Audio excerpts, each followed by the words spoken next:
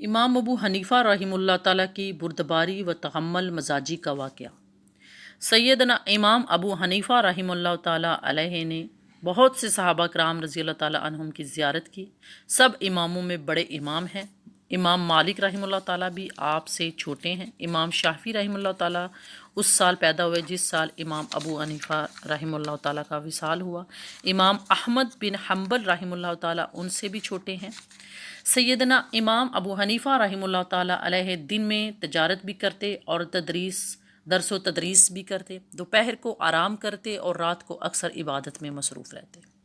ایک دن امام صاحب آرام کی غرض سے اندر کمرے میں تشریف لے گئے۔ چارپائی پر بیٹھنے لگے کہ کسی نے دروازہ کھٹکھٹایا۔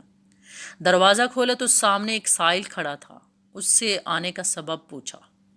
سائل کہنے لگا، میں آپ سے ایک مسئلہ پوچھنے آیا تھا، مگر کیا کروں، مجھے نسیان کی بیماری ہے، یعنی کہ بھول جانے کی۔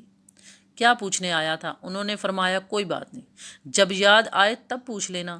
امام صاحب لیٹے تو 10 منٹ کے بعد پھر دستک دی۔ دروازہ کھولا تو وہی سائل بولا کہ میں کچھ دور موڑ تک گیا تو مسئلہ یاد آ گیا تھا، مگر اب جیسے ہی آپ کے دروازے تک پہنچا ہوں پھر بھول گیا۔ امام صاحب نے فرمایا، کوئی بات نہیں، جب یاد آ جائے تو پھر پوچھ لینا۔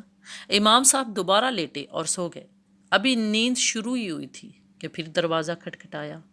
امام صاحب نیند سے اٹھ کر آئے۔ جو آدمی رات بھر جاگا ہو، دن بھر حدیث اور فقہ کے سلسلے میں بیٹھا ہو، طبیعت میں کتنی اکتاہٹ، چڑچڑاہٹ آ جاتی ہے۔ دروازہ کھولا تو کہنے لگے، اب مسئلہ مجھے یاد آ گیا ہے تو سوچا آپ سے پوچھ لوں۔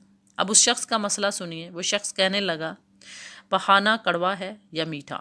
امام صاحب نے فرمایا، تازہ ہو تو میٹھا، سوکھا ہو تو کڑوا۔ کہنے لگا، آپ نے چکھا ہے کیا؟ یعنی غصہ دلانے کی کوشش کی۔ امام صاحب نے فرمایا، ہر بات چکھنے سے نہیں پتہ چلتی، کچھ باتیں عقل سے بھی معلوم ہو جاتی ہیں۔ مکھی تازے پر بیٹھی ہے، خشک پر نہیں بیٹھی۔ بہت سی چیزیں آدمی عقل سے بھی سمجھ جاتا ہے۔ یہ جواب سن کر وہ شخص کہنے لگا، حضرت معاف کیجیے گا، آج ہم 2 دوست بیٹھے تھے، ہم نے کہا کہ ہمارے زمانے کا سب سے بڑا حلیم اور حوصلے والا کون ہے؟ میں نے کہا، سفیان ثوری رضی اللہ تعالیٰ عنہ۔ اس نے کہا، نہیں، ابو حنیفہ رحمہ اللہ تعالیٰ۔ میں نے اپنے دوست سے کہا کہ آج میں ایسا کیا کروں کہ انہیں غصے میں ڈالوں گا۔ آج مجھے پتہ لگ گیا کہ اللہ پاک نے آپ کو اندر باہر سے حوصلے کی چادر زینت سے بخش دیا ہے۔